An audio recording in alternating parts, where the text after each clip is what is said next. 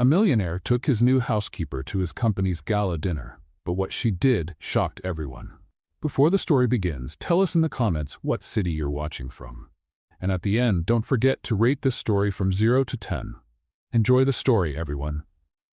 William Porter crossed the mansion's living room with irritated steps, his phone buzzing non-stop inside his jacket pocket. Another message from the board. Another demand about tomorrow's gala dinner. Another reminder of the pressure on him to save the company's image, an image he himself had put at risk. He stopped when he saw the new temporary housekeeper cleaning the living room furniture. The woman didn't even notice his presence, too focused on scrubbing an invisible stain on the coffee table. "You," William called sharply. The housekeeper jumped, almost dropping the cleaning bottle.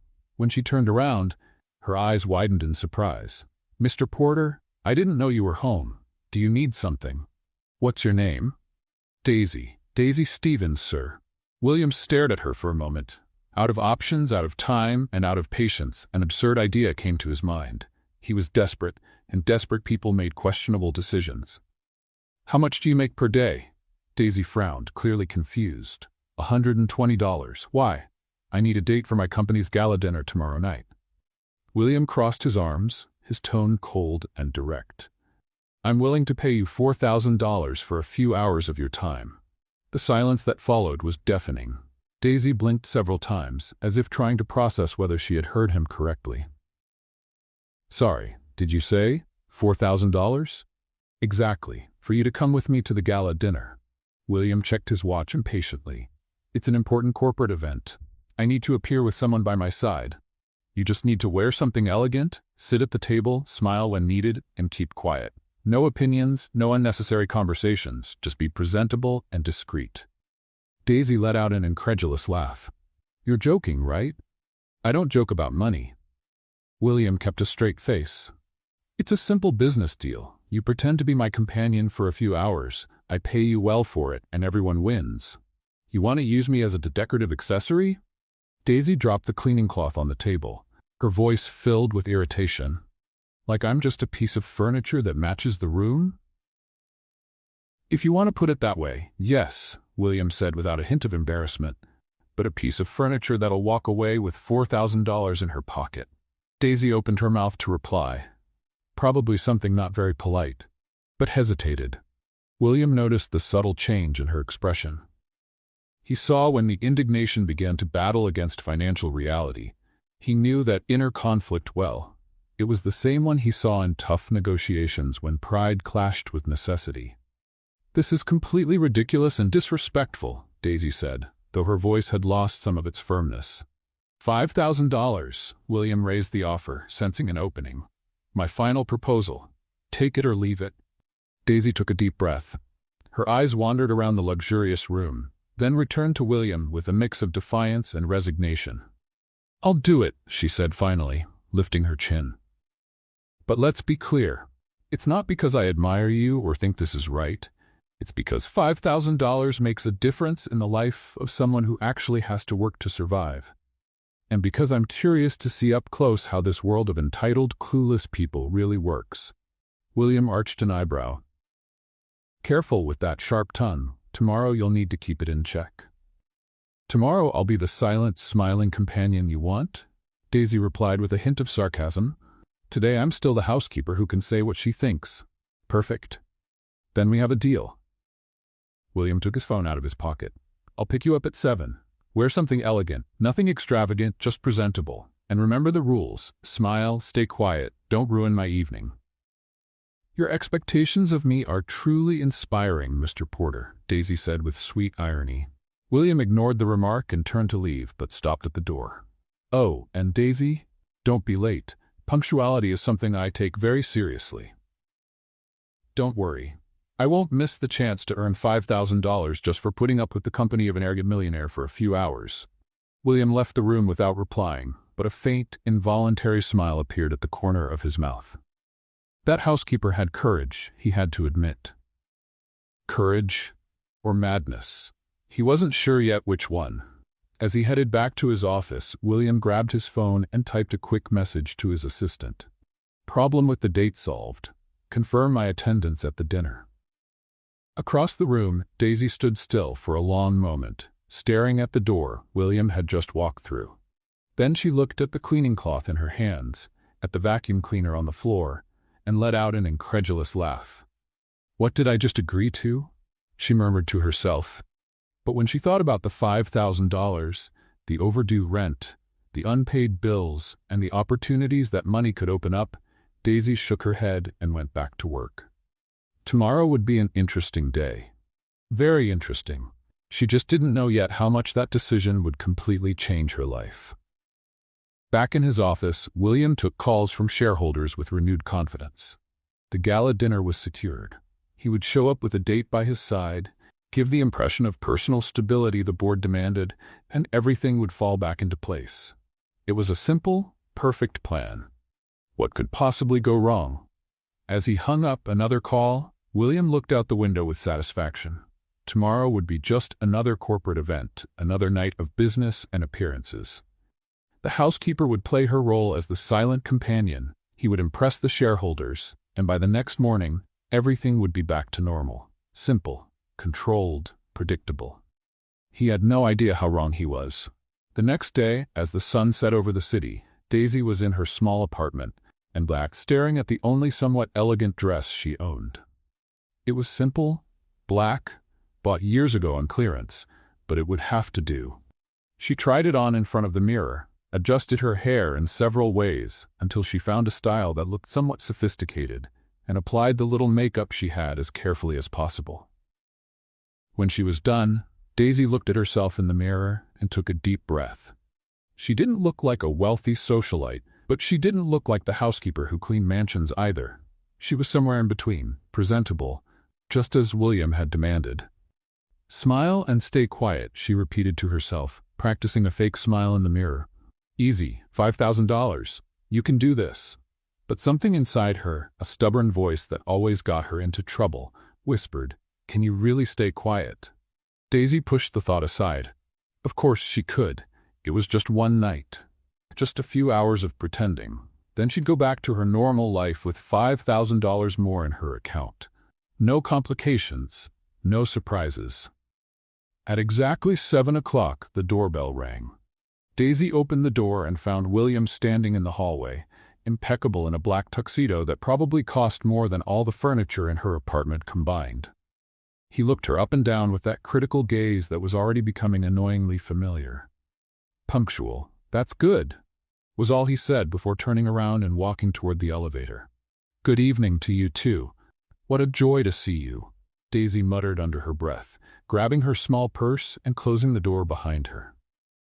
The ride to the event was filled with uncomfortable silence. William drove his luxury car with his usual serious expression, checking his phone at every red light. Daisy looked out the window, watching the city go by, wondering for the 1,000th time if she had lost her mind agreeing to this crazy proposal. "Remember the rules." William finally broke the silence as they approached the five-star hotel where the dinner was being held. "Smile, stay by my side, and most importantly, don't say anything. Absolutely nothing. Let me handle all conversations." "Yes, sir. I'll be a lovely decorative vase," Daisy replied with exaggerated sweetness. William shot her a warning look but didn't answer. The ballroom was stunning. Huge chandeliers hung from the ceiling. Tables decorated with expensive floral arrangements filled the space, and elegantly dressed people moved around with champagne glasses in hand. Daisy felt completely out of place, but kept her posture straight and a polite smile on her face. William barely looked at her as they entered, simply offering his arm in a mechanical gesture. They went straight to the main table, where several men in suits and women wearing sparkling jewelry were already seated. "William, glad you made it," an older man with gray hair greeted warmly. "And who is the charming lady with you?" "This is Daisy," William replied vaguely, pulling out a chair for her without even meeting her eyes. "She's accompanying me tonight." Daisy immediately noticed how deliberately he avoided giving any details about her. No last name, no context. It was as if she were a temporary object, a borrowed accessory brought along for a few hours. She sat beside William and kept her polite smile as the others at the table greeted her with superficial courtesy. She could feel their curious eyes, their silent evaluation. It was obvious she didn't belong there.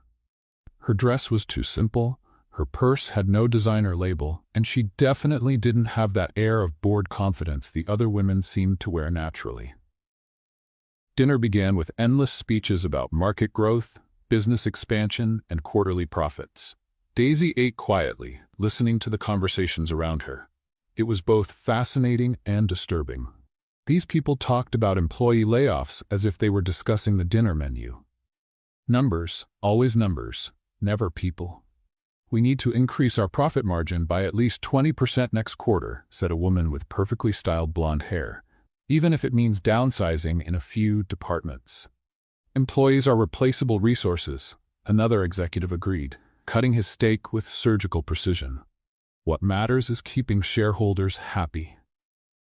Daisy gripped her fork tighter than necessary. Replaceable resources. As if the people who worked late, who supported families, who gave everything to that company were just lines on a spreadsheet.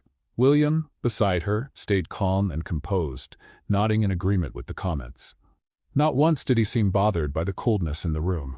Then, an elegant older man sitting across from them turned to Daisy with a condescending smile. "And you, my dear?" he asked, his tone making it clear he expected little or nothing interesting in return. "What do you think of all these corporate topics? It must be rather boring for someone outside the business world." Daisy felt every gaze shift toward her. William stiffened beside her, and she could almost hear his thoughts. "Smile. Stay quiet. Don't ruin this." She opened her mouth to give a polite, empty answer, just as she had promised. But the words that came out were completely different.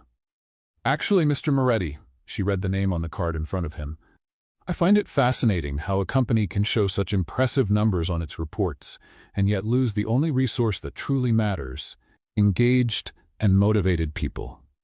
The silence that followed was absolute.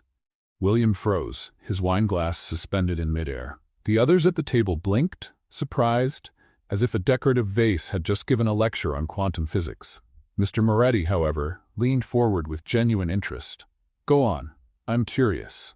Daisy could feel William's furious stare burning the side of her face, but once she had started, she couldn't stop. Years of frustration, of studying hard and never getting a chance to use that knowledge, of cleaning offices while hearing incompetent executives make terrible decisions. All of it spilled out.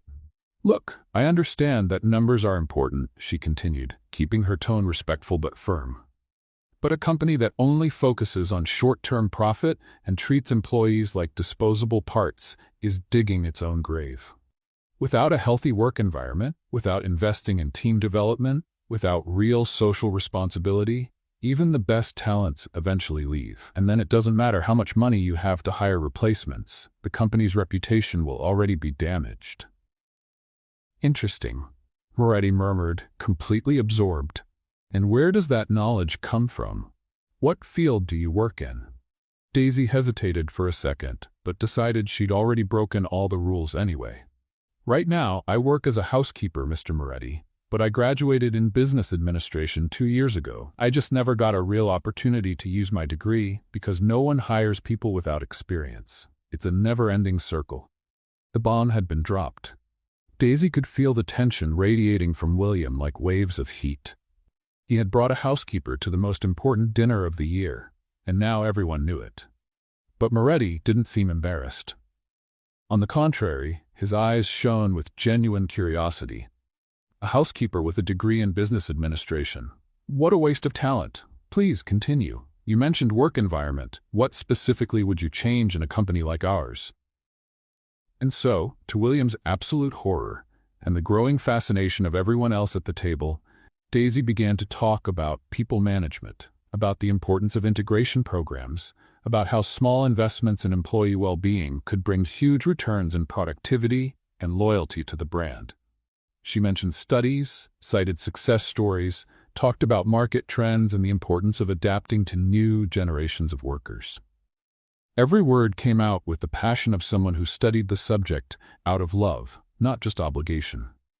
William sat frozen beside her, torn between anger at having his orders completely ignored and shock at discovering that the housekeeper he'd hired as a decorative accessory was, In fact, more qualified than half the executives at that table.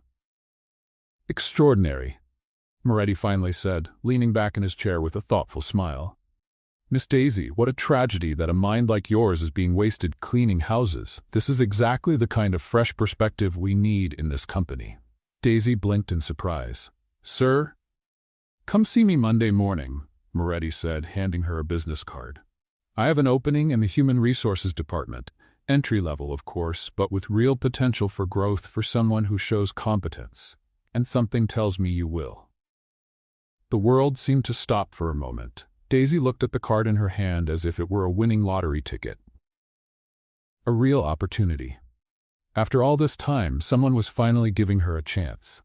I accept. Thank you very much, Mr. Moretti, she stammered, her voice full of emotion. William, beside her, looked like a man who had just witnessed a car crash in slow motion. His disposable companion had just landed a job in his own company. The night had just become much more complicated.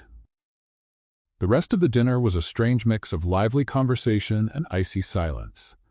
Coming specifically from the chair next to Daisy, William didn't say a single word to her for the rest of the evening, limiting himself to answering shareholders' questions with short, tense replies. Daisy, on the other hand, was bombarded with questions. Moretti seemed genuinely fascinated, asking for her opinion on different aspects of business management. Other executives joined the discussion, some out of curiosity, others clearly skeptical that a housekeeper could actually know anything about administration. So you really believe that investing in wellness programs increases productivity? A woman with glasses asked, her tone carrying a hint of doubt. It's not about believing, it's a proven fact, Daisy replied, catching the rhythm of the conversation. Happy employees take fewer sick days, produce more, and stay longer with the company. That reduces recruitment and training costs. It's basic math, only with people involved. The woman looked impressed. William looked like he was about to have a breakdown. When the dinner finally ended, William practically dragged Daisy out of the ballroom. He didn't say a word until they reached the parking lot, where he finally exploded. You had one simple instruction, he said through clenched teeth, opening the car door harder than necessary. One simple instruction: stay quiet. Technically, you also told me to smile, and I smiled a lot, Daisy replied, getting into the car with an innocent look. So I met at least 50% of the expectations. That's not a failure. This isn't funny, Daisy. William started the car sharply. You embarrassed me in front of the company's most important shareholders. Oh yes, what a terrible embarrassment, to have someone intelligent and relevant sitting next to you. Daisy crossed her arms. Much better if I just sat there looking like a well-dressed mannequin. That would have made a great impression. William clenched his jaw, clearly making an almost superhuman effort not to say something he'd regret later. The ride back was even quieter than before, but this time the silence was filled with tension. When they stopped in front of Daisy's building, she was about to get out when William finally spoke. On Monday, you won't show up. Daisy slowly turned to face him. What? You're not taking that job, William said, staring straight ahead. I'll double tonight's payment. $10,000 for you to forget this whole thing and move on with your life. For a moment, Daisy just stared at him in disbelief. Then she started to laugh, a genuine laugh that began softly and grew until it filled the entire car. You can't be serious, she managed to say between laughs. Do you really think you can just buy my silence and make me give up a real career opportunity? 15,000? William raised the offer, still not looking at her. You didn't understand anything, did you? Daisy stopped laughing, her voice now serious. This isn't about money, William. It's about finally having the chance to use everything I studied to prove that I'm capable, to do something that really matters. You could offer $1 million and the answer would still be no. You'll regret this, William said coldly. Working with me won't be easy. I can make your life very difficult in that company. Threats now? Daisy opened the car door. How classy. Thank you for confirming I made the right choice. And for the record, you can keep your $15,000. I'll earn my money with honest work, not by taking bribes from a grumpy millionaire.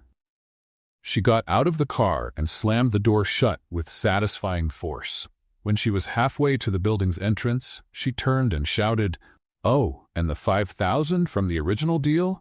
I still expect that on Monday. William sped away, leaving Daisy standing on the sidewalk with a triumphant smile on her face. The next morning, Daisy woke up still processing everything that had happened. She picked up Moretti's business card from her nightstand and stared at it for a long moment. It was real. It was truly real. She spent the weekend caught between excitement and nervousness. She bought 2 office outfits with what little money she had saved, researched everything she could about Porter Enterprises online, and rehearsed in her mind how her first day would go. Monday came far too quickly. Daisy stood in front of the imposing Porter Enterprises building at 8 a.m., wearing simple black pants, a white shirt, and a blazer she'd found on clearance. Nothing fancy, but professional. The receptionist directed her to the Human Resources Department, where she was greeted by a woman named Jennifer, who would be her direct supervisor. "Mr. Moretti told me about you," Jennifer said with a warm smile. "He said you have some very interesting ideas about people management. I'm looking forward to working with you." Daisy was introduced to the team, given her employee badge, and shown to a small but cozy cubicle. Everything felt like a dream, a very real and slightly terrifying dream. She was organizing her things on the desk when she heard a familiar, unfriendly voice behind her. "I see you actually decided to show up." Daisy turned and found William standing there, arms crossed, wearing that same look of disapproval she knew so well. "Good morning to you too, boss," she replied with exaggerated sweetness. "Or should I say former boss? I'm not sure how the hierarchy works now that I'm not your housekeeper anymore." "You report to Moretti, and he reports to me," William said curtly. "So technically, I'm still your boss. And let me make this clear, I won't make things easy for you. If you want to prove you deserve to be here, you'll have to work twice as hard as anyone else." "Good, because I was actually worried you'd treat me differently." Daisy rolled her eyes. "Relax, William. I don't need your favors. I just need you to stay out of my way." "Oh, I'll be keeping a very close eye on you," he said with a smile that didn't reach his eyes. "Every mistake, every slip, every report turned in a minute late, I'll see it all." "Great. Then you'll have plenty of free time, because I don't plan on making mistakes," Daisy said, settling into her new swivel chair with satisfaction. "Now, if you'll excuse me, I have real work to do, unlike some people who apparently have time to waste threatening new employees." William opened his mouth to reply, but Jennifer appeared just then with a stack of documents. "Daisy, I need you to review these organizational climate reports and give me your feedback by the end of the day. Mr. Porter, can I help you with something?" William gave Daisy one last heavy look before turning away. "No, I'm done here." Once he left, Jennifer leaned closer and whispered, "Is he always that grumpy, or do you have a special talent for annoying him?" "I think it's a little of both," Daisy admitted with a smile. "But considering that until last week I was cleaning his mansion, I think he's still processing it." Jennifer's eyes widened. "You were his housekeeper? Seriously?" "Was," Daisy said, picking up the first report from the pile. "And now I'm the employee he loves to hate the most. But that's fine. Let him sulk in his corner. I've got a career to build." And as she dove into the documents, Daisy couldn't help but smile. Her new life had officially begun, and it looked like it was going to be far more interesting than she ever imagined. Daisy's first few weeks at Porter Enterprises were a roller coaster of emotions and learning. She threw herself into every task, analyzing reports, attending meetings, and absorbing information like a sponge. Jennifer was impressed by how quickly she understood the company's internal processes. "Are you sure you've never worked in a corporate environment before?" Jennifer asked one afternoon, reviewing a report Daisy had prepared. "Because this is flawless, better than what some of our senior analysts deliver. Let's just say I had plenty of time to study theory while cleaning offices," Daisy replied with a smile. Nothing like vacuuming floors while listening to executives argue about strategy to learn hands-on.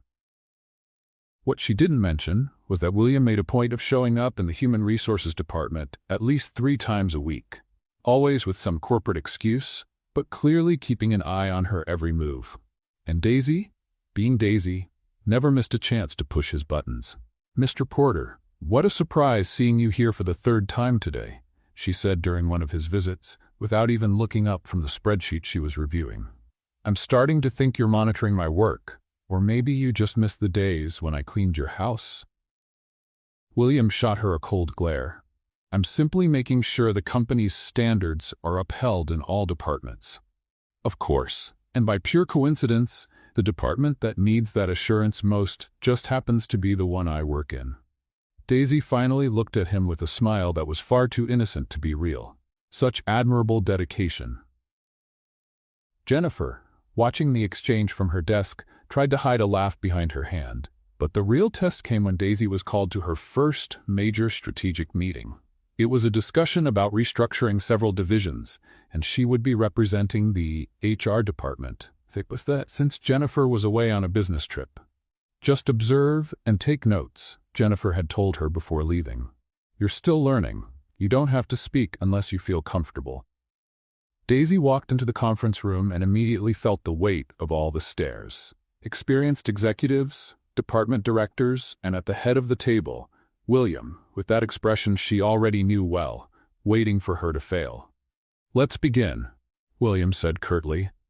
We have a proposal to reduce staff by 15% in the customer service department.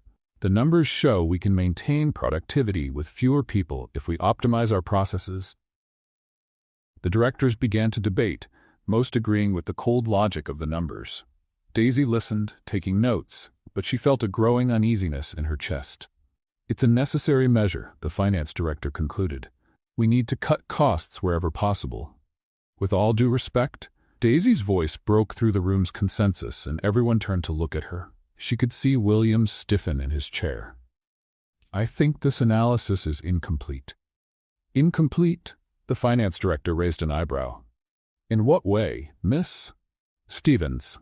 Daisy Stevens, she said, taking a deep breath and deciding that since she had started, she might as well finish. The numbers may say productivity stays the same, but they don't account for the impact on workplace morale, the overload on the remaining employees, and most importantly, the quality of customer service.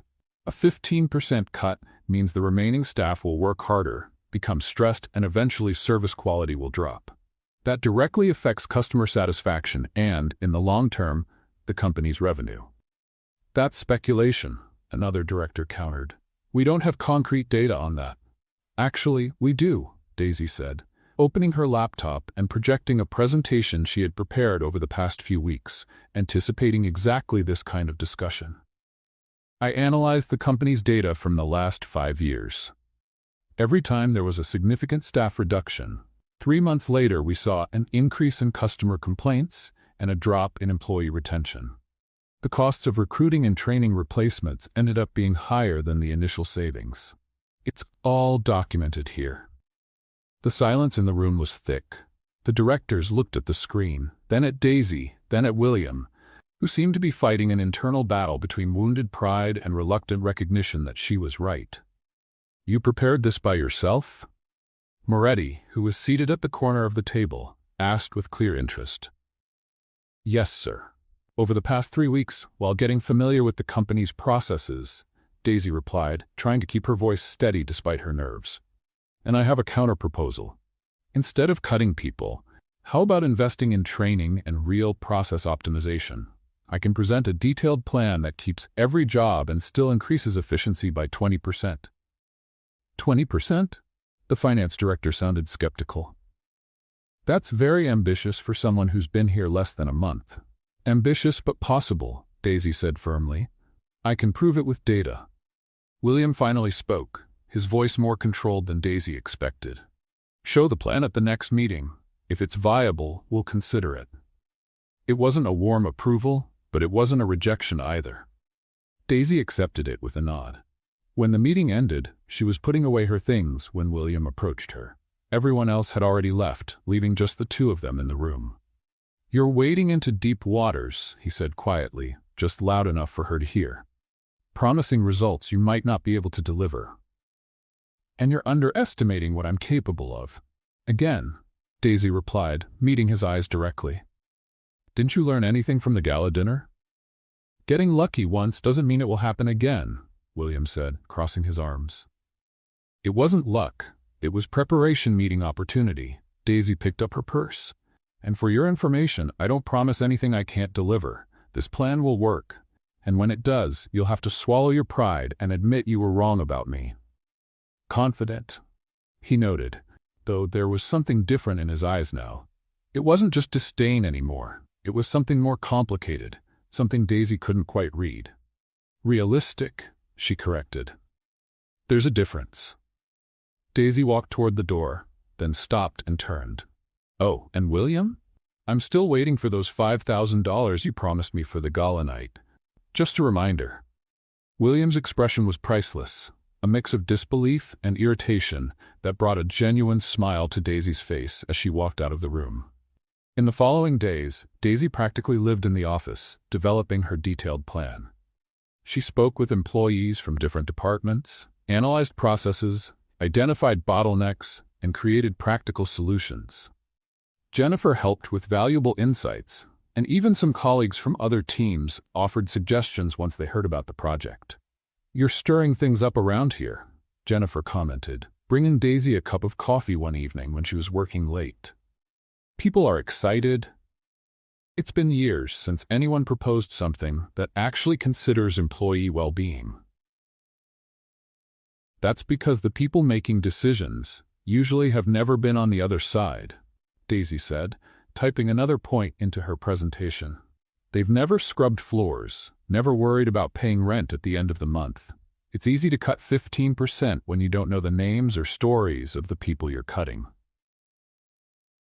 William won't like being challenged again, Jennifer warned gently. William doesn't like anything I do, Daisy shrugged. But that won't stop me from doing what's right. And as she finalized the last details of her presentation, Daisy couldn't help but smile with determination.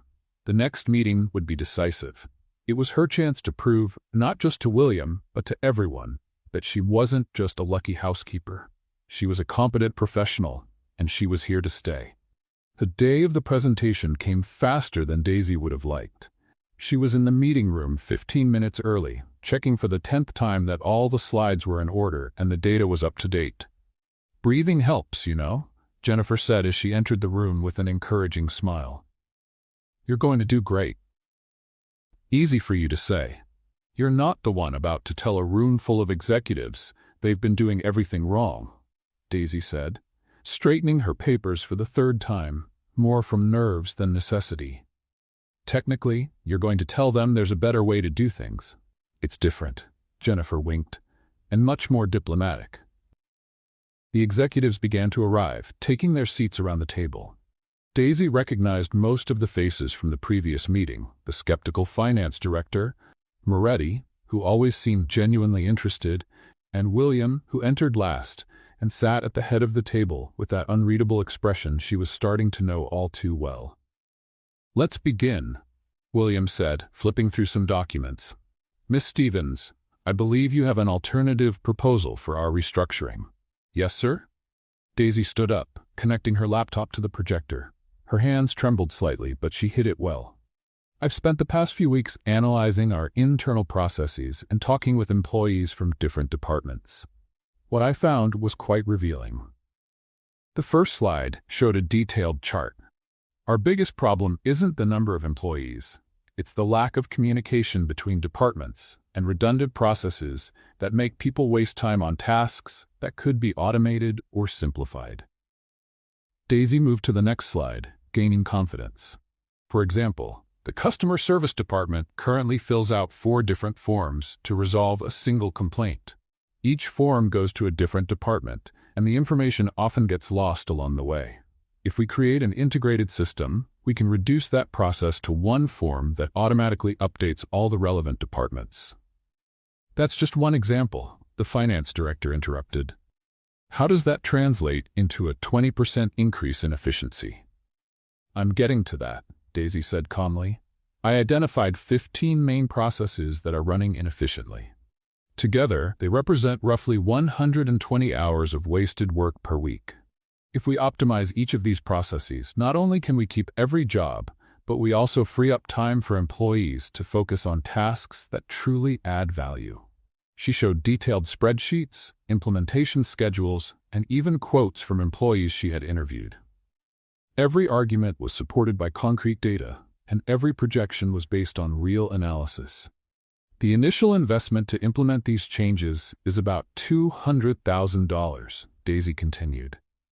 It may sound like a lot at first, but if we compare it to the costs of employee terminations, future recruiting, and lost productivity during adjustment periods, we actually save around $300,000 in the first year. And that's without counting the positive impact on team morale and customer satisfaction.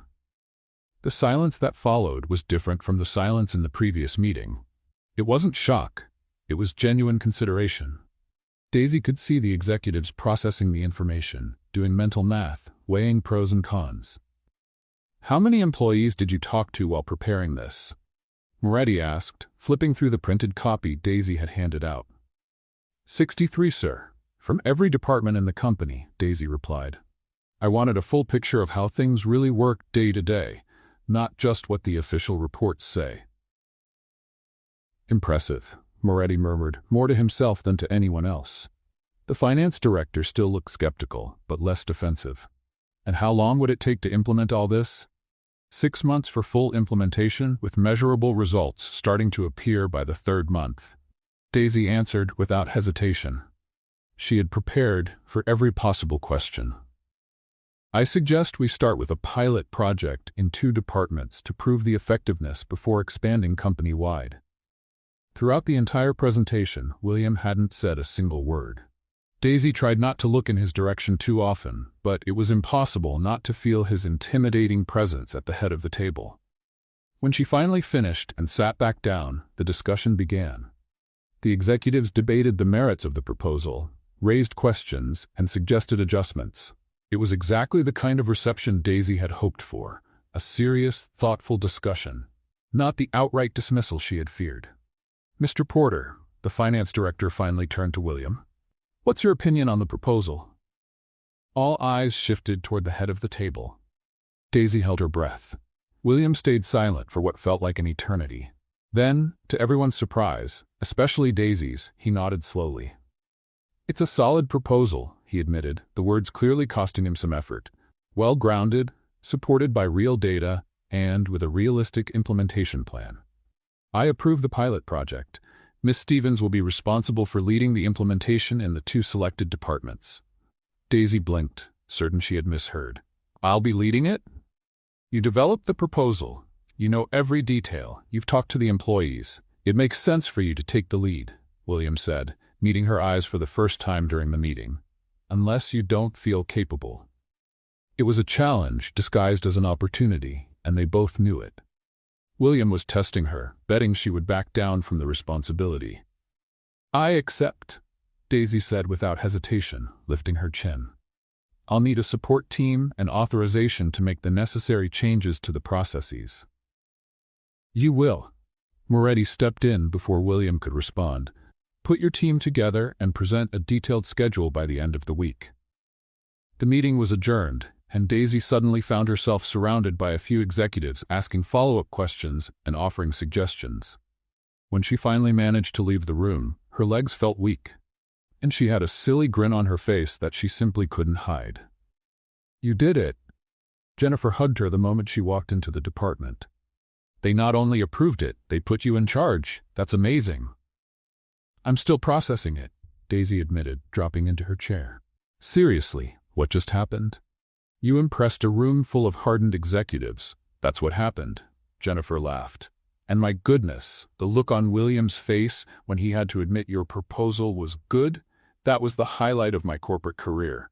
Daisy laughed, but the mention of William brought back that strange moment from the meeting. He had approved her proposal, and more than that, he had trusted her to lead the project. It didn't make sense. The last thing William wanted was to see her succeed, right? Hey, come back to earth, Jennifer snapped her fingers in front of Daisy's face. No time for overthinking. You have a project to build and a team to form. You can celebrate later. You're right, Daisy shook her head, Rarf pushing away her thoughts. I need to start working on the schedule and figure out who to invite to the team. Do you already have someone in mind? A few people, Daisy said, opening her laptop. I talked to a lot of folks during my research.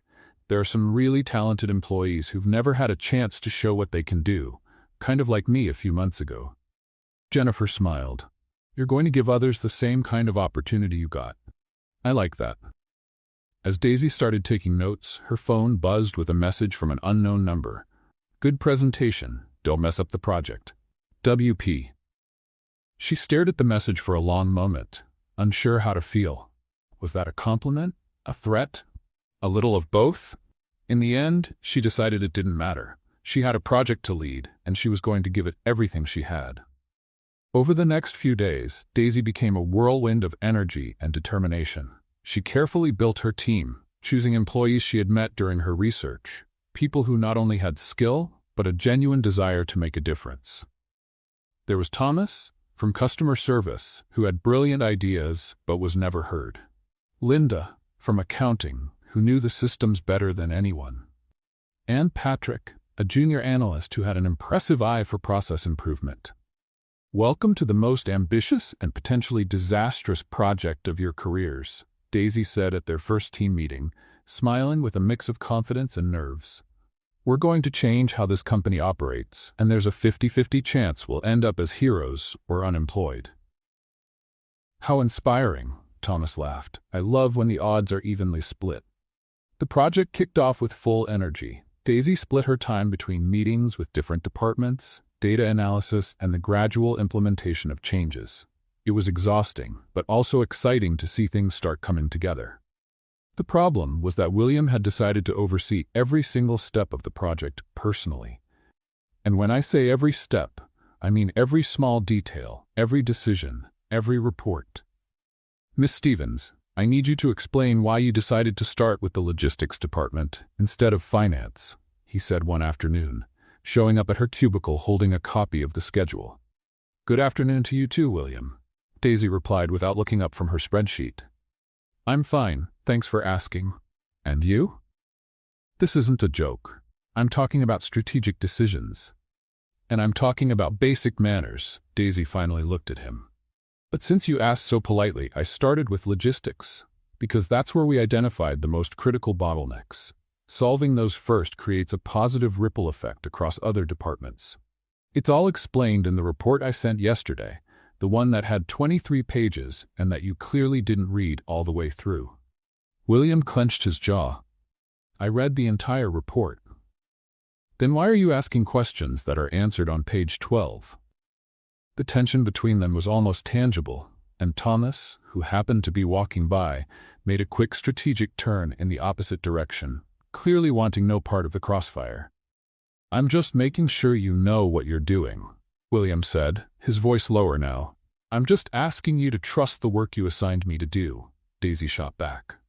Look, I know you're waiting for me to fail, for me to prove you were right about me all along, but I'm not going to make it easy for you. This project is going to work. Your confidence is admirable, or delusional. I haven't decided which, William said, turning to leave, but then stopped. Follow-up meeting tomorrow at 9. Don't be late. I'm never late, Daisy murmured once he was far enough away not to hear. Unlike a certain $5,000 payment that's been overdue for weeks. The weeks passed at a frantic pace. The pilot project was starting to show results. Small at first, but steady. The problem resolution time in the logistics department dropped 17% in the first 3 weeks.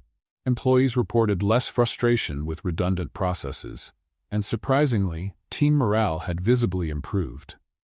It's working, Linda said during one of the team meetings, showing the latest numbers. It's actually working. I can't believe it. Hey, have a little faith in your fearless leader, Daisy said, pretending to be offended. I told you it would work. You also said we had a 50% chance of getting fired, Patrick reminded her with a laugh. Minor technicality, Daisy shrugged. The important thing is, we're on the right track, but we can't relax. William's waiting for any mistake so he can say he knew this wouldn't work. As if summoned, William appeared at the meeting room door at that exact moment. Am I interrupting something important? He asked, walking in without waiting for an answer. Just saving the company from poor management decisions, Daisy replied sweetly. Nothing major. The team tried to hide their smiles. William ignored the comment and got straight to the point. The board wants a preliminary results presentation. Next week. Daisy felt her stomach tighten. Next week? That's too soon. We're still in the middle of implementation. They want to know if it's worth continuing the investment or if they should go back to the original downsizing plan. William crossed his arms. You have 6 days to prepare something convincing. 6 days, Daisy repeated, mentally calculating everything that needed to be done. Of course, why allow a reasonable deadline when we can add unnecessary pressure? Welcome to the corporate world, William replied. I thought you'd be used to it by now. After he left, the team looked at Daisy with obvious concern. Can we actually prepare something solid in 6 days? Thomas asked. We'll have to. Daisy took a deep breath. All right, new plan. We need to compile all the data we have, do comparative analyses, prepare projections, and create a presentation that makes it absolutely clear this project isn't just working, it's essential for the company's future. No pressure, Linda muttered. Lots of pressure, Daisy corrected with a tired smile. But if I manage to go from housekeeper to project leader in a few months, we can pull off a killer presentation in 6 days. The next few days were a marathon of work. Daisy and her team practically lived in the office, organizing data, creating charts, refining arguments. Jennifer brought coffee and words of encouragement. Moretti stopped by a few times to check their progress and always left impressed by the team's dedication. William also showed up, but his visits were different. He didn't make sarcastic remarks like before. He just observed, occasionally offering an unexpectedly helpful suggestion, and left without saying much. He's acting weird, Thomas said after one of those visits. Less hostile, it's suspicious. Maybe he's planning something, Patrick suggested. Or maybe, Linda offered, he's starting to realize Daisy knows what she's doing. Daisy said nothing, but secretly hoped Linda was right. The night before the presentation, Daisy was alone in the office, reviewing the slides one last time. It was almost midnight when she heard footsteps in the hallway. Surprised, she looked up and saw William standing at the entrance of her cubicle. Still here? He asked. I could say the same about you. Daisy saved the file and leaned back in her chair. Did you come to check if I'm ready to fail tomorrow? I came to bring this, he said, placing an envelope on her desk. Daisy picked it up, puzzled. Inside was a check for $5,000. The gala dinner payment, William said, his hands in his pockets. With interest for the delay. Daisy looked at the check, then at him, completely speechless for the first time in weeks. You deserve to be paid, he continued. And I should have done it weeks ago. Consider this my apology for several things. Several things, Daisy repeated slowly. That's specific. For treating you like an accessory, for underestimating you, for making your job harder than it needed to be, William listed, and it seemed to cost him every word. Your project is working, better than I expected, better than anyone expected. That was almost a compliment, Daisy said, blinking dramatically. Am I hallucinating from exhaustion, or did William Porter just admit I was right? A faint smile appeared at the corner of William's mouth. Don't get used to it. Don't worry, I'm sure you'll go back to being unbearable by tomorrow morning, Daisy said, tucking the check into her purse. But thank you for this, and for, not actively sabotaging me. The bar is pretty low if that earns a thank you, he remarked. Well, you're the one who set it that low. William laughed. It was a short, unexpected sound, but genuine. Good luck tomorrow, Daisy, not that you'll need it. And with that, he left, leaving Daisy alone with her confused thoughts and a $5,000 check in her purse. Maybe, just maybe, William Porter wasn't only the arrogant millionaire she thought she knew. The next morning, Daisy woke up to her alarm ringing insistently at 6 a.m. She'd only slept 4 hours, but adrenaline was already rushing through her veins. Today was the day. The presentation that would determine whether her project continued or if everything went back to the original downsizing plan. She chose an outfit that was professional yet confident, practiced her speech 3 times in the mirror, and left home with her slides saved on 2 flash drives. Because she didn't trust technology in critical moments. When she arrived at the office, her team was already gathered in the conference room, all wearing the same mix of nervousness and determination. Did anyone sleep? Daisy asked, setting her folder on the table. Sleep is for the weak, Thomas said, clearly overcaffeinated. And for people who don't have to convince a board of grumpy executives that change is possible. Such an inspiring speech. Linda rolled her eyes. We'll all have ulcers before we're 30. I'm 32, so I'm safe, Patrick added, trying to lighten the mood. The main conference room started filling up at 8:45. Daisy watched through the glass wall as the board members arrived, all in flawless suits and serious expressions. Moretti gave her an encouraging smile. The finance director simply nodded, as neutral as ever. William was the last to arrive, exactly at 8:59. His eyes met Daisy's for a brief moment, and he gave her a barely noticeable nod. She couldn't tell if it was encouragement or just acknowledgement, but somehow it helped. It's time, Jennifer appeared beside her. You're going to be great.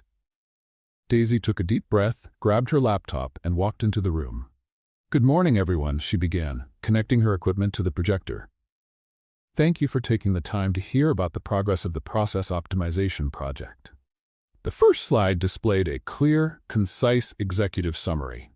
Over the past 6 weeks, we've implemented structural changes in 2 pilot departments, logistics and customer service.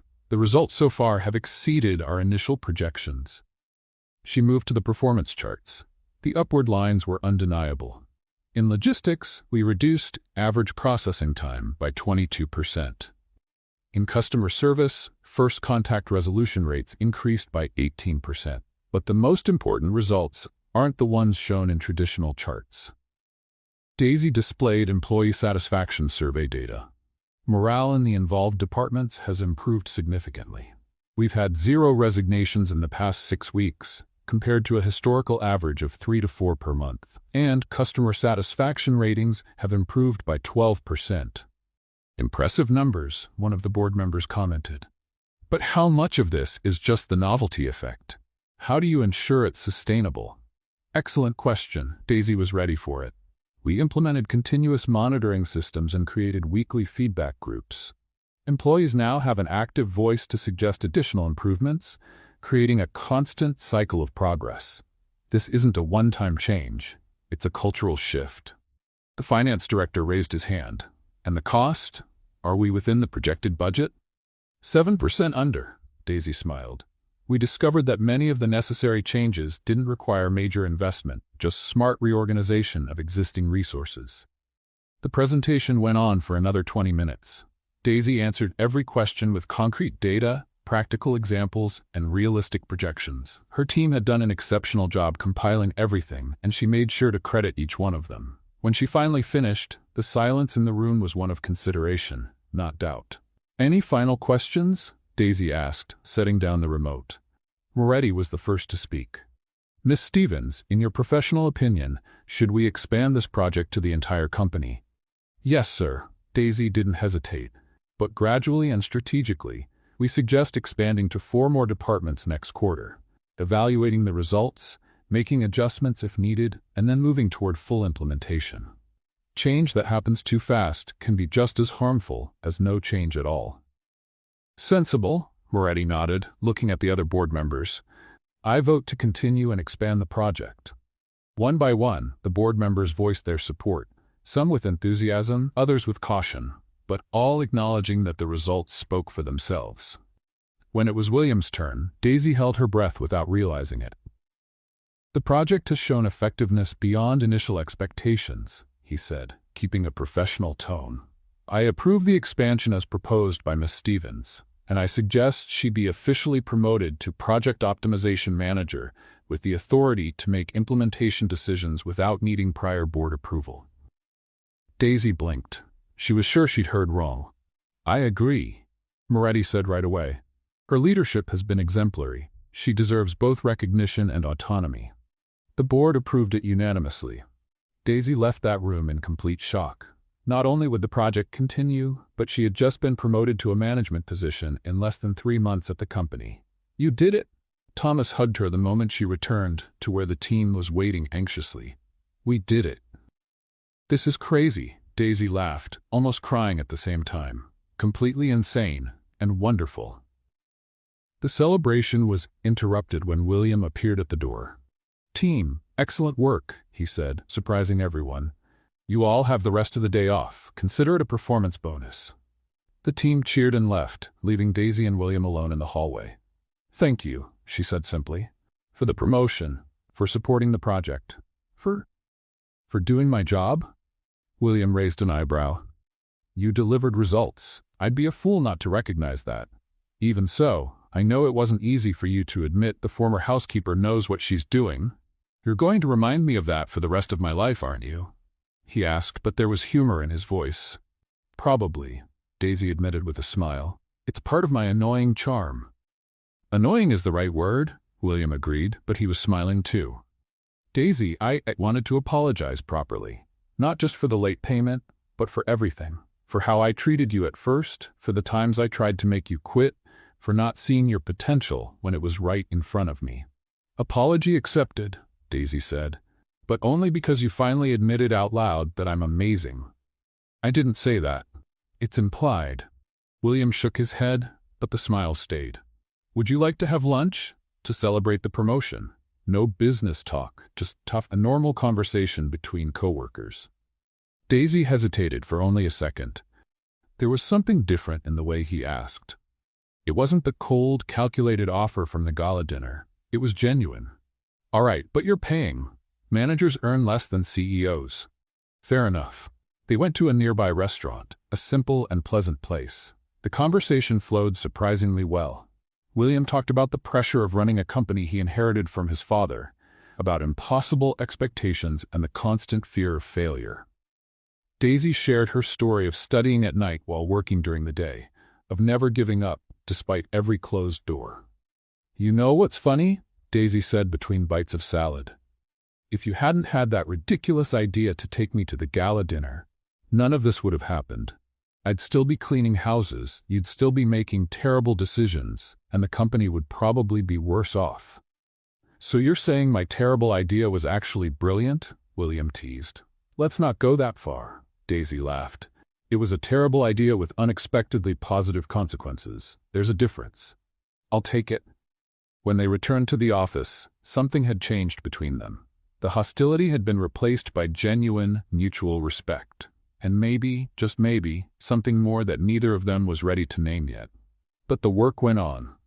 Daisy had a project expansion to plan and a team to lead, and for the first time since she joined the company, she truly felt like she belonged there. The following months were the most intense of Daisy's professional life. Expanding the project to 4 more departments required complex coordination, negotiations with managers resistant to change, and long working hours. But the results kept coming, steady and impressive. What no one expected was how much the dynamic between Daisy and William would change in the process. They started working together more and more, discussing strategies, debating approaches, and, surprisingly, agreeing most of the time. "This is getting scary," Jennifer remarked one afternoon, watching Daisy and William review reports side by side. "You two are actually working in harmony. Where's the Daisy who used to call him an arrogant millionaire?" "She's still here," Daisy whispered back. "Just temporarily in professional mode. She could resurface at any moment." But the truth was more complicated. The more Daisy worked with William, the more she discovered the layers he kept hidden beneath that cold exterior. He was a perfectionist to the point of exhaustion, but not out of arrogance, out of fear of disappointing others. He was controlling because he had never learned to trust people. And when he let his guard down, he had a dry sense of humor that made her laugh more than she cared to admit. "I need you to review this contract before I sign it." William appeared in her office one afternoon holding a thick folder. "It's about the supplier partnership for the new logistics system." "I'm in human resources, not legal," Daisy pointed out, but she took the folder anyway. "You understand processes better than anyone here. I trust your judgment." Daisy froze halfway through opening the folder. "Did you just say you trust me?" "Don't make an event out of it." "Oh, it's absolutely an event," Daisy grinned. "I need to document this historic moment. William Porter admitting he trusts someone. Where's my phone?" "You're unbearable," he said. But he was smiling, and you're smiling. Another event worth noting. The truth was, those moments were becoming more and more frequent. Conversations that started about work and ended on personal topics. lunches that became almost routine, glances that lasted a second longer than was professionally appropriate. Jennifer was the first to notice, of course. "You're in love with him," she declared bluntly during a coffee break. Daisy choked on her drink. "What? No. It's just professional respect." "Professional respect doesn't make you check your hair every time he walks into the room." "I don't do that." "You do. And he does the same thing when he knows he's going to see you." "Jennifer, you're imagining things. William and I are colleagues. Colleagues who were at each other's throats not long ago, by the way." "Exactly. You two have that enemies-to-lovers kind of energy you see in TV dramas," Jennifer said with a knowing sparkle in her eyes. "It's classic."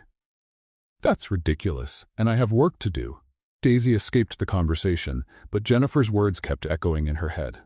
Could it be true? Had she actually developed feelings for William Porter, the man who once took her to a gala dinner just to have her sit quietly as decoration? The same man who tried to pay her to quit her job? No, it was absurd. Completely unthinkable. Totally. "Daisy, are you listening to me?" William's voice pulled her back to reality. They were in yet another meeting, just the two of them this time, reviewing the plans for the next quarter. "Sorry, my mind wandered for a second. What did you say?" "I asked if you have plans for Friday night." Daisy's heart skipped a beat. "Why?" "There's a company charity event. Formal dinner, music, the usual. It's typically mandatory for managers," William said, shuffling papers without looking at her. "I thought maybe you'd like to go. Is it part of the job requirement?" "Technically, yes." "Then why are you asking like it's an invitation?" William finally looked at her, and there was something different in his expression. "Because this time I don't want you to go out of obligation. I want you to go as a willing guest." The silence that followed stretched for seconds that felt like hours. "This is a terrible idea," Daisy finally said. "Probably. We work together. It could complicate things." "Definitely. And you're technically my boss." "Technically, you report to Moretti, who reports to me, so there's an intermediate layer." "Are you trying to find loopholes now?" "I'm trying to find a reason for you to say yes," William admitted, and the honesty in his voice completely disarmed Daisy's defenses. She should say no. It was the sensible, professional, safe thing to do. But Daisy Stevens had never been particularly good at doing the sensible thing. "All right, I'll go," she said, trying to sound casual. "But this time, I'm not keeping quiet if someone says something stupid. I wouldn't expect anything less." The week leading up to Friday went by in a blur of nerves and denial. Daisy swung between excitement and panic, sometimes both in the same minute. "I need a dress," she told Jennifer on Thursday. "A real dress, not the one I bought on clearance years ago." Finally, "We're going shopping after work today." Finding the right dress turned into a mission. Daisy tried on at least 15 options before finding an emerald green one that was elegant without being flashy, sophisticated, but still something she would actually wear. "Perfect," Jennifer approved. "William's going to have a heart attack when he sees you." "The goal isn't to kill the man, Jennifer." "Of course not. Just leave him speechless for a few seconds. Totally different thing." Friday night came way too fast. Daisy got ready with meticulous care, remembering the contrast to the first time she'd gone to an event as William's companion. This time was different. She was different. They were different. William arrived right on time at 7. When she opened the door, his expression made every bit of nervousness worth it. "You look wow," was all he managed to say. "As eloquent as ever," Daisy teased, but she was smiling. "You look presentable yourself." "Only presentable?" "I'm not feeding your ego more than that." The drive to the event was more relaxed than Daisy expected. They talked about everything and nothing, laughing easily. When they arrived, William offered his arm, not mechanically like the first time, but with genuine courtesy. "Ready to face the corporate elite again?" he asked. "Born ready. Last time I was the undercover housekeeper. Now I'm a project manager. Big difference." "You've always been more than any title," William said softly, and Daisy felt her face warm. The event was packed. Daisy recognized many faces, including Moretti, who waved enthusiastically when he saw her. This time when people asked who she was, William introduced her with unmistakable pride. "This is Daisy Stevens, our process optimization manager. She's responsible for the extraordinary results you've been hearing about." No vague introductions. no treating her like an accessory. It was genuine, respectful, and it made Daisy's heart beat faster than what was professionally appropriate. They had dinner, talked, and even danced when the music started. And there, on the dance floor, with William's hand resting on her waist and his eyes locked on hers, Daisy had to admit the truth she'd been avoiding. She was completely, hopelessly in love with William Porter. And from the way he looked at her, the way he smiled only when they were together, the way he found excuses to touch her lightly, Daisy suspected she wasn't alone in that feeling. "What are you thinking about?" William asked as they danced. "That this is very different from the first time we went to an event together." "Better or worse?" "Definitely better," Daisy admitted. "Even if it's complicated and potentially disastrous for our careers. Some risks are worth it," William said, and there was a promise in his voice that made Daisy's stomach flutter with anticipation. When the night ended and William walked her to her apartment door, there was a moment of hesitation. They both knew that crossing that line meant there would be no going back. "Good night, Daisy," William said at last. "Good night, William." But neither of them moved. And then, as if it were the most natural thing in the world, William leaned in and kissed her. Soft at first, hesitant, then deeper as Daisy responded. When they finally pulled apart, both were smiling like teenagers. "That was," William began. "A terrible idea?" Daisy finished. "I was going to say inevitable, but terrible idea works too. We'll have to talk about this on Monday." "Definitely." For now, though, they just smiled at each other, both knowing everything had changed again. And this time, for good. Monday arrived with cruel punctuality. Daisy had spent all of Sunday switching between replaying the kiss in her mind and panicking over the professional consequences. When she got to the office, she was ready for a serious, mature conversation about boundaries and professionalism. What she didn't expect was to find William already in her office, holding 2 cups of coffee and wearing an expression that mixed nerves and determination. "We need to talk," they said at the same time, and the tension broke into nervous laughter.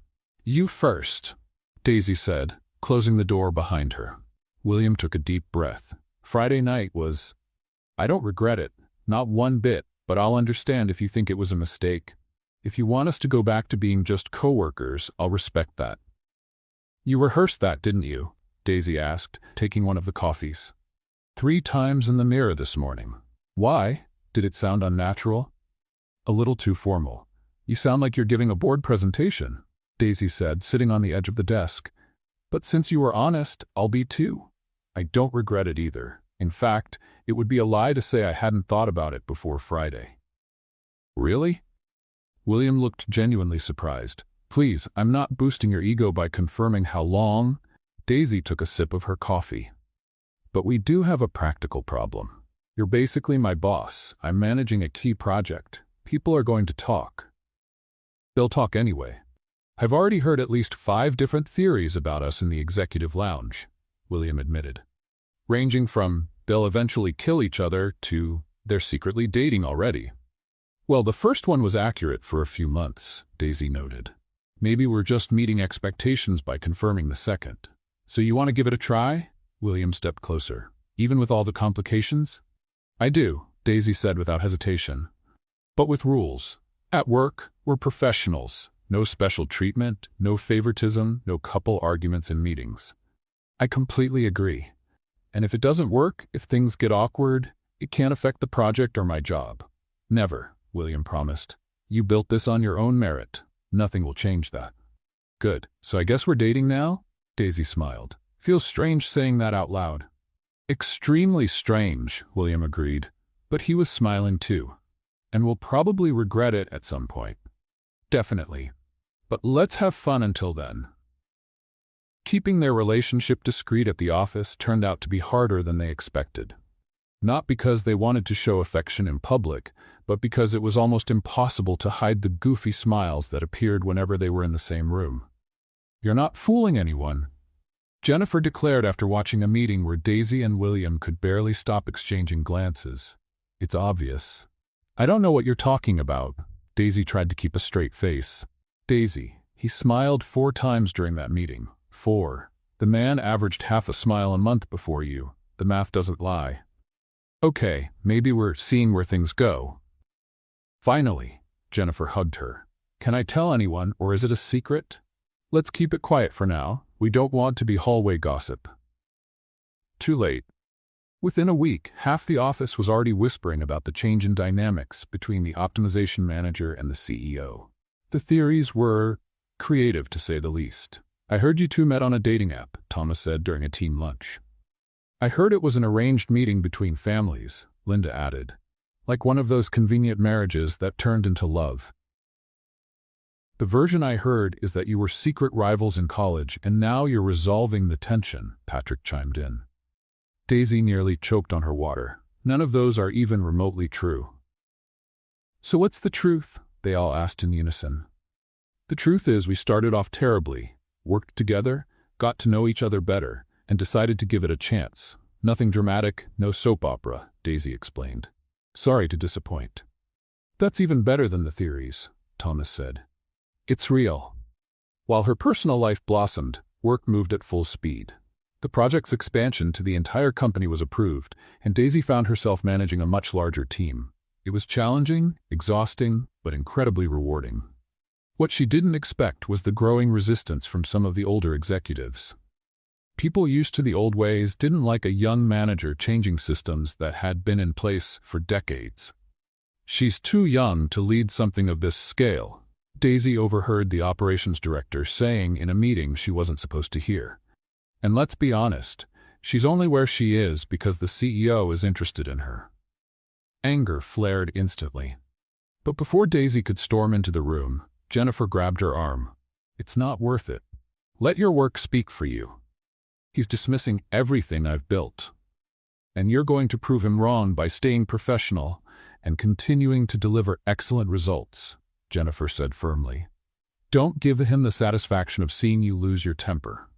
Daisy took several deep breaths. Jennifer was right, but it took everything in her not to barge into that room and deliver a speech about sexism and meritocracy. That night, when she told William about the comment, he was furious. Who said that? I'll have a serious talk with him tomorrow. No, Daisy stopped him. That'll only prove his point, that I need you to defend me. I need to handle this myself, in my own way. Which would be being so good at my job that it becomes impossible to deny my competence, Daisy said with determination, and maybe giving a presentation at the next general meeting showing exactly how my project has impacted company profits. Numbers don't lie. You're terrifying when you're determined. It's incredibly attractive. Focus, William. We're having a professional moment here. Right? Sorry, he tried to look serious, but he was smiling. Go ahead with your plan for corporate domination through undeniable competence. And that's exactly what Daisy did. At the next general meeting, she presented consolidated data from the 9 months since the project began. The company's overall productivity had increased by 18%. Employee satisfaction was up 23%. And most importantly, profits had risen 12%, exceeding every initial projection. That represents approximately $4 million in direct gains, Daisy concluded, looking straight at the operations director, who had doubted her. Compared to the original downsizing plan, which would have saved $2 million but cost us valuable talent and team morale, the math is clear. The silence in the room was one of admiration, not doubt. Even the operations director had to nod in acknowledgement, though clearly against his will. After the meeting, Moretti called her in for a private conversation. Daisy, I have a proposal for you. We're considering creating a new department, Director of People and Organizational Culture. It's a new position focused on ensuring the company continues to grow without losing sight of its people. We'd like you to take it. Daisy was speechless for a moment. Director? That would be a huge leap, I know, but you've shown not only technical skill, but real leadership and strategic vision. The board voted unanimously in favor. And William? Did he know about this proposal? He abstained from the vote to avoid any appearance of conflict of interest, Moretti explained. But between us, he was the first to suggest your name when we discussed creating the role. Daisy didn't know whether to laugh or cry. Less than a year ago, she'd been cleaning houses. Now she was being invited to join the company's executive team. I accept, she said, her voice steady despite the emotion. and I'll live up to your trust." We never doubted that. When Daisy left the room, she found William waiting in the hallway. "So, what did Moretti want?" "He offered me a director position." Daisy was still processing. "A director position, William? Me? And you accepted?" "Obviously." William pulled her into a hug right there in the hallway, completely forgetting the professionalism they'd promised to maintain at work. "I'm proud of you, even if now we're technically on the same level, which makes our situation even more complicated." "Always complicated." Daisy laughed against his chest, but this time in a good way. And as they stepped apart before anyone could see them, both knew they were building something special. Not just a relationship, but a true partnership, based on respect, mutual admiration, and the impressive ability to annoy each other in increasingly creative ways. The following months were a real roller coaster. Daisy took on her new director role with the same energy she'd brought to every previous project. But the scale was much bigger now. She had a direct voice in the company's strategic decisions, sat in top-level meetings, and had to balance long-term vision with immediate results. And of course, she still had to deal with William, who continued to be a fascinating mix of brilliant CEO and stubborn man who thought he was always right. "We can't invest $300,000 in a wellness program right now," William said during an executive committee meeting. "We have other priority expenses." "Other expenses like what? More imported furniture for your office?" Daisy shot back and felt all eyes turn toward her. "Sorry, that was uncalled for. But my point stands. Investing in employee wellness isn't a luxury. It's a talent retention strategy." "Do we have data to back that up?" the finance director asked. "I have a 40-slide presentation proving exactly that, if you'd like to see it," Daisy replied. "I can schedule it for tomorrow." William stared at her from across the table, something between irritation and admiration in his eyes. "Schedule it. We'll review the data before making a decision." After the meeting, William followed her to her office. "Imported furniture? Really?" he said, closing the door behind him. "It was a cheap shot, I admit," Daisy said, spinning her chair to face him. "But you were being impossible. Again." "I'm trying to balance budgets, Daisy. It's not personal." "Everything is personal when it involves people," she countered. "That's the difference between how you see the company and how I see it. To you, they're numbers. To me, they're lives that depend on the decisions we make in this room." William sighed, running a hand through his hair in that familiar gesture of frustration Daisy knew so well. "You're right, again. It's annoying how you're always right lately." "Not always. Just 90% of the time," Daisy smiled. "I let you be right the other 10% so your ego doesn't get bruised." "How generous," he said, stepping closer to her desk. "Dinner tonight? I need to make up for being impossible in the meeting." "You're paying?" "Obviously." "Then I accept, but no work talk. I'm tired of spreadsheets and projections." "Deal." Their relationship had found a peculiar but functional rhythm. At work, they were professionals who sometimes disagreed passionately about strategy. Outside of work, they were a couple discovering new layers of each other day by day. Daisy learned that William had a surprisingly sentimental side. He kept old movie tickets and faded photos in a box he never showed anyone. William discovered that Daisy sang in the shower, always off-key, and had an irrational fear of clowns since childhood. "Seriously? Clowns?" he laughed when she confessed during dinner. "Of all things, clowns? Don't laugh, it's a legitimate fear. They're creepy with those painted faces and huge shoes," Daisy defended herself. "And those red noses? No, thank you. I'll make sure never to take you to a circus." "Great idea. Add that to the list of things that make a healthy relationship." But it wasn't all romantic dinners and cute discoveries. The pressure at work kept growing, and it began to take its toll. Daisy worked late almost every night, took work home on weekends, and barely had time to breathe. "You're burning out," Jennifer warned one afternoon, watching Daisy gulp her third cup of coffee of the day. "When was the last time you slept 8 straight hours?" "Sleeping is for people without ambitious goals," Daisy joked, but the joke fell flat. "This isn't funny. You're pale, you've got dark circles, and yesterday I saw you put salt in your coffee instead of sugar." "I was experimenting with new flavors. Daisy, I'm serious." "I know." Daisy set the cup down. But there's so much happening. The new structure rollout, the social projects I want to launch, the resistance I still get from some of the older executives. If I stop, it feels like everything will fall apart. Or maybe you just need to trust your team more. Delegate. You know, those things you're always preaching, but never practicing. It was true. Daisy was great at talking about teamwork and sharing responsibility, but terrible at applying it to herself. The girl who had spent years doing everything alone because no one gave her a chance, now didn't know how to ask for help, even when she had people she could count on. William noticed too.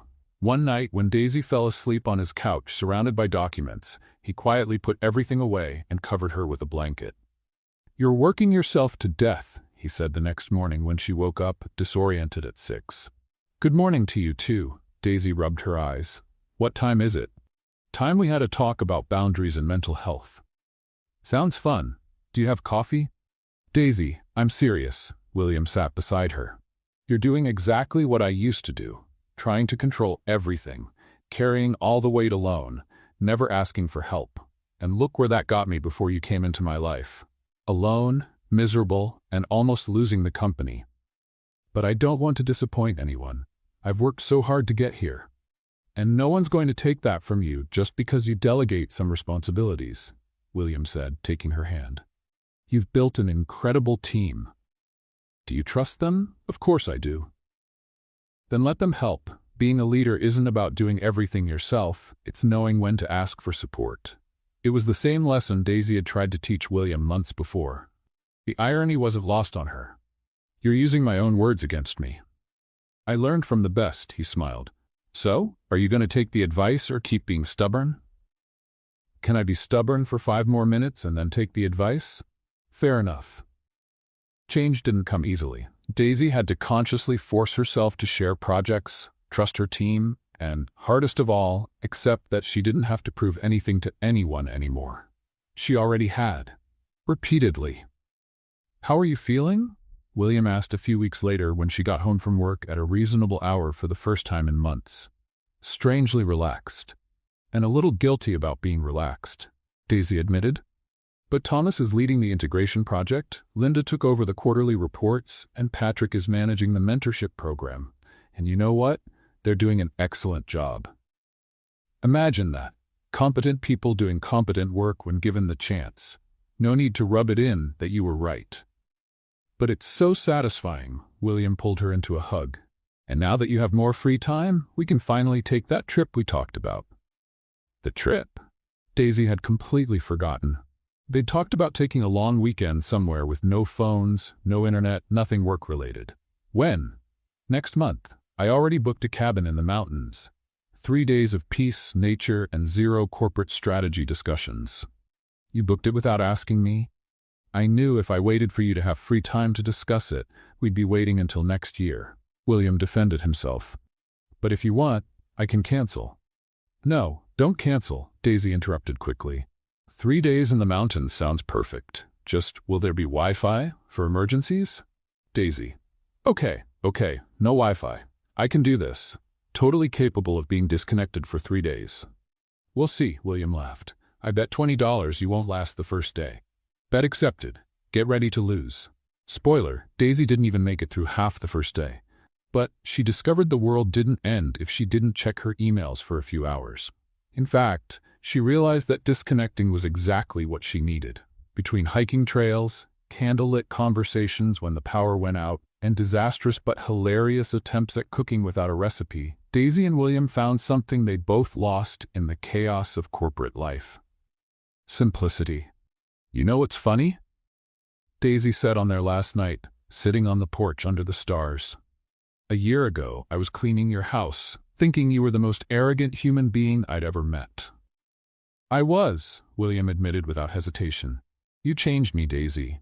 You made me face things I'd been avoiding, taught me how to actually lead, not just manage. You turned my world upside down. In the best way possible, I hope. The only way that matters." And there, under the starry sky, far from meetings, spreadsheets, and corporate pressure, they were just Daisy and William. Not a director and a CEO, just 2 people who'd found something real in the middle of chaos. "I love you," William said suddenly, and Daisy's heart skipped a beat. "Took you long enough to say it," she replied with a smile. "I love you too, even when you're impossible in meetings. Especially when I'm impossible in meetings." Let's not go that far. As they laughed together under the stars, they both knew they'd found something rare and precious. Something worth every argument, every challenge, every hard moment it took to get there. The return from the trip brought renewed energy. Daisy came back to the office more balanced, William seemed less tense, and the company continued to thrive under the new organizational culture they had built together. But, like every good story, there was always an unexpected challenge waiting around the corner. "We need to talk," Moretti called Daisy and William into a closed meeting on a Tuesday morning. His expression was far too serious to be good news. "This sounds dangerously close to one of those conversations that start with, 'We need to talk about your performance.'" Daisy tried to ease the tension, but Moretti didn't smile. "Global Tech has made a merger proposal," he said bluntly. "A very generous one. The board is divided." William immediately stiffened. "A merger? They want to absorb Porter Enterprises?" "Technically, it would be a partnership, but we know how these things go. In 2 years, we'd be fully integrated with them and lose our identity," Moretti explained. "Some board members are excited about the numbers. Others, including myself, are concerned about what it would mean for our culture and our people." Daisy felt her stomach tighten. How many jobs would be affected? In the initial projections, about 30% redundancy. 300 people, Daisy. "No," William said instantly. "We're not even considering that." "William, we can't just reject it without presenting it to the board," Moretti said patiently. "They have the right to vote. We need a better strategy than simply saying no." "Then we'll give them a reason to say no," Daisy said, already thinking fast. "We need to prove Porter Enterprises is worth more on its own than in a merger." "Moretti, how long until the vote?" 3 weeks. 3 weeks, Daisy repeated, looking at William. "Can we do it?"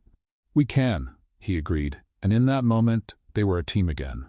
"We'll need updated data, growth projections, maybe a few smaller strategic partnerships to show our strength in the market. And we need to demonstrate the real value of our company culture," Daisy added. "Something that doesn't show up on spreadsheets, but makes all the difference." The next few days were frantic. Daisy and William practically lived in the office, putting together a comprehensive presentation that highlighted not just the company's impressive financial results, but also the human impact of the changes they had implemented. "Look at this," Daisy said late one night, showing him some data. "Since we introduced the new programs, our talent retention rate is the highest in the industry. Competitors are losing people to us, not the other way around. That's gold in terms of market value. And this here," William pointed to another chart, "our internal innovation has gone up 40%. Happy, engaged employees generate more ideas, more solutions, more growth. See? People aren't just resources. They're assets." Daisy smiled tiredly. "You finally learned the lesson." "I had a great teacher. Annoying, but great. Jennifer showed up periodically with coffee and food, making sure they didn't collapse from hunger or exhaustion." "You two are impossible," she said, setting sandwiches on the table. "You work better together than apart, but you also stress each other out more when things get serious." "It's our peculiar way of functioning," Daisy said, grabbing a sandwich. "Thanks for keeping us alive." "Someone has to." The week before the final presentation, something unexpected happened. Employees from various departments started showing up at Daisy's office on their own. "We heard rumors about a possible merger," Thomas said, representing a group of at least 20 people. "We want to help. What can we do?" Daisy was touched. "You already do, every day.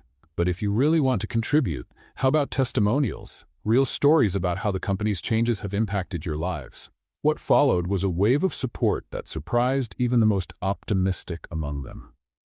Employees wrote testimonials, some recorded short videos, others created presentations showing improvements in their departments. It was a powerful demonstration that the company wasn't just William or the board, it was all those people working together.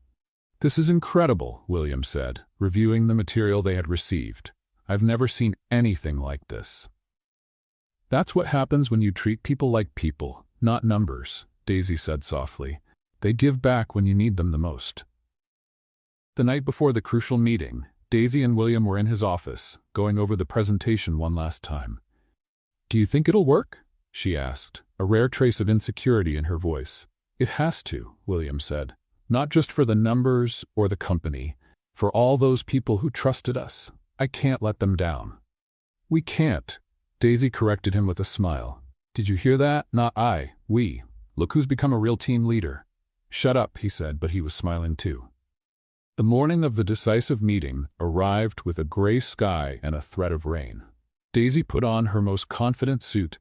William looked as impeccable as ever, and together they walked into the boardroom, ready for the biggest battle of their careers. The presentation lasted 2 hours. Daisy and William took turns, each bringing their unique perspective. Solid financial data, sustainable growth projections, strategic partnerships already in negotiation, and most importantly, real stories from employees whose lives had changed. "Global tech may offer quick money," Daisy concluded, "but we're building something worth far more than short-term profit. We're building loyalty, innovation, and a culture that attracts the best talent in the market. That can't be bought in any merger."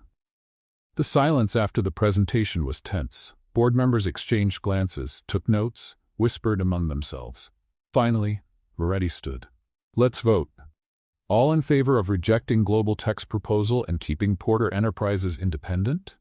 One by one, the board members raised their hands.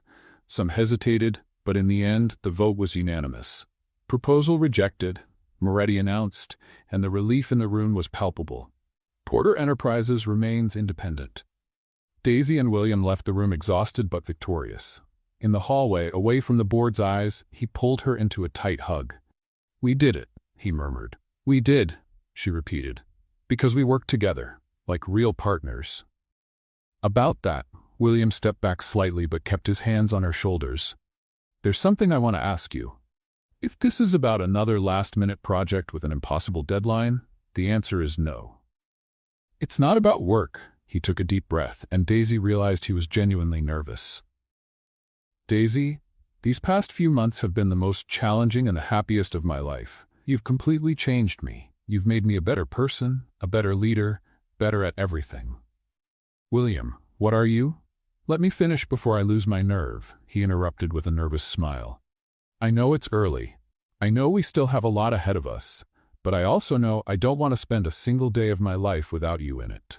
So," he got down on one knee right there in the corporate hallway and pulled a small box from his pocket. "Daisy Stevens, will you marry me?" Daisy froze completely. Of all the things she expected to happen today, a marriage proposal wasn't one of them. "Are you out of your mind?" was the first thing she managed to say. "We just came out of a meeting that decided the company's future. I'm sweaty, you're sweaty, my hair's a mess. So is that a no?" "Of course it's not a no, you idiot." Daisy pulled him back to his feet. "It's a yes. Obviously, it's a yes. I just thought you'd pick a moment that was, I don't know, more romantic." "There's nothing more romantic than proposing right after we save the company that represents everything we've built together," William said, sliding the ring onto her finger. And it was perfect. Simple, elegant, exactly what she would have chosen. "We're a team, Daisy, at work and in life, and I want that to be official. As long as you understand, I'll still argue with you in meetings. Wouldn't expect anything less. And I'll keep reminding you about that late payment whenever you get too full of yourself. You're never going to let me forget those $5,000, are you?" "Never." Daisy laughed and then kissed him right there in the hallway, no longer caring about professionalism or appearances. They had started as an arrogant boss and a defiant housekeeper, evolved into competitive co-workers, then professional partners, and finally into something much deeper. And now, an engaged couple about to start a new chapter together. The news of their engagement spread through the company faster than gossip in a group chat. By the next morning, the entire office knew, and Daisy could barely make it to her office without being stopped by at least 10 people offering congratulations. Finally, Jennifer hugged her the moment she saw her. "I knew it. I knew since that first lunch you two would end up together." "You and your scary intuition?" Daisy laughed, showing the ring that sparkled on her finger. But thank you for not letting me give up back when he was unbearable. Oh, he's still unbearable. He's just your unbearable now. The following months were a whirlwind of wedding planning, intense work, and the daily realization that balancing personal and professional life was an art that required constant practice. We can't do the wedding in June. I have that management conference, Daisy said during one planning session, flipping through the calendar. And in July I have meetings with international investors, William added. August? Launch of the new development program. September? Quarterly closing. They looked at each other and burst out laughing at the absurdity of it. We're officially workaholics, Daisy declared. We can't even schedule our own wedding without checking the corporate calendar. October, William decided. We'll block out the whole month if we have to. The company can survive without us for 2 weeks. 2 weeks? That's ambitious. Honeymoon, Daisy. It has to be memorable. And so, on a sunny October Saturday, Daisy Stevens and William Porter got married in an elegant yet intimate garden ceremony, surrounded by friends, colleagues, and a few people who had witnessed their unlikely journey from the beginning. Moretti was one of the groomsmen, of course. I never imagined that night at the gala dinner would end in a wedding, he said in his toast, making everyone laugh. But I always knew a good partnership when I saw one. Jennifer was a bridesmaid and cried through the entire ceremony, which made Daisy cry too, which made William emotional, creating a domino effect of tears no one had expected. I remember when you were cleaning the same room where you're now dancing as a company director, said one of Daisy's former co-workers from her cleaning days during the reception. Your story is truly inspiring. I just did what needed to be done, Daisy said honestly. I studied, worked hard, and when opportunity showed up disguised as a crazy proposal from a desperate millionaire, I took it. Hey, I heard that, William said, appearing behind her. Crazy? It was genius, strategic, visionary. It was desperate, Daisy corrected with a smile. But it worked, so I'll give you that credit. The party went on late into the night, filled with emotional speeches, awkward dances, and that kind of genuine joy that only happens when people who truly care come together to celebrate something special. When they finally found themselves alone at the end of the night, exhausted but happy, William pulled Daisy in for one more dance, even though the music had already stopped. So, Mrs. Porter, he said, and Daisy made a face. About that, I'm keeping Stevens professionally. Daisy Stevens Porter personally. I need continuity on my resume. Of course, I wouldn't expect you to change completely for me. Good. Because I won't. But you do get half the last name, so consider yourself lucky. The honeymoon was everything they'd promised. 2 full weeks completely disconnected, traveling without hurry, laughing about silly things, and reminding each other why they had fallen in love in the first place. When they came back, the company was running perfectly. Daisy's team had kept every project on track, proving she had built something truly sustainable and independent of her constant presence. You know what this means? Jennifer said when Daisy mentioned it. You taught us so well that we're no longer dependent on you. That's a sign of exceptional leadership. Or a sign that I'm replaceable, Daisy joked. You'll never be replaceable, but it's freeing not to have to be indispensable. The wisdom in those words stayed with Daisy for years. Porter Enterprises kept growing, but now in a sustainable, people-centered way. Social programs were launched, strategic partnerships were built, and the company became known not just for its financial results, but for its remarkable culture. 3 years after the wedding, Daisy was in her office reviewing proposals when William walked in with that look she knew all too well. He had an idea. No, she said before he could even speak. You don't even know what I'm going to suggest. I know that look. It's your I have an idea that's going to be a lot of work but totally worth it face. So my preemptive answer is no. Just hear me out. William sat on the edge of her desk. What if we start a foundation? Focused on giving opportunities to people like you once were. Scholarships, training programs, mentoring. Daisy stopped what she was doing and looked at him. You're serious? Completely. You changed your life by grabbing a single opportunity. Imagine how many people out there just need that same chance. That would be incredible, Daisy said, her throat tightening with emotion. And a lot of work. The best kind of work. And that's how the Stevens Porter Foundation was born, dedicated to finding talent in unexpected places and giving people the tools they needed to shine.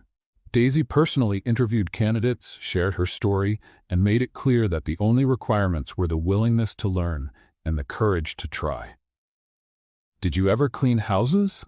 a young woman asked during the first group of scholarship recipients. "I did, and there's no shame in that," Daisy replied. "Honest work is always dignified, but if you have bigger dreams, if you've studied and prepared, don't let anyone convince you to stay still. When the chance comes, grab it with both hands." 5 years after that fateful gala dinner that changed everything, Daisy and William were back in the same ballroom, but this time for the Foundation's annual celebration. Dozens of former scholarship recipients were there, many now in important positions at various companies, some even running their own businesses. "Remember that night?" William asked, watching the event unfold. "When you treated me like decorative background and I broke every rule you had?" Daisy smiled. "Hard to forget. Best terrible decision I ever made, and worst brilliant idea I ever agreed to. You think we'll ever stop disagreeing in meetings?" William pulled her closer. "I hope not. It's how we keep things interesting." "Then here's to that," he raised his champagne glass, "to many more years of constructive disagreement. And to continuing to build the impossible together," Daisy toasted. As they looked around at all the success stories they had helped create, both in the company and through the foundation, Daisy thought about how unpredictable life could be. A few years ago, she had been cleaning houses for $120 a day. Now she was a director, a wife, a mentor, and living proof that opportunities can appear in the most unlikely places. And William, the man who had only wanted a silent companion for one dinner, had found a partner who challenged him constantly, made him better, and loved him exactly as he was, flaws and all. "What are you thinking about?" he asked, noticing her faraway look. "That if someone had told me this story a year ago, I would have said it was way too absurd to be true," Daisy replied. A housekeeper becomes a director, marries the arrogant boss who turned into an amazing man, and together they change how an entire company works. Sounds like the plot of a bad movie. Hey, our story isn't bad, it's inspiring. It's chaotic. Chaotically inspiring. Impossible. Impossibly perfect, William corrected and kissed her right there in the middle of the party, not caring who was watching. And as the music played and people celebrated around them, Daisy Stevens Porter knew with absolute certainty that her story, as unlikely as it was real, true, and completely hers. From temporary housekeeper to director. From silent companion to the voice that changed everything. From clashing enemies to inseparable partners. It was, without a doubt, a story worth telling. And the best part, it was only just beginning. What did you think of Daisy and William's story? Leave your thoughts in the comments below. Rate this story from 0 to 10, and don't forget to subscribe and turn on the notification bell to follow all our stories. You can also watch more inspiring stories by clicking right here on the final screen.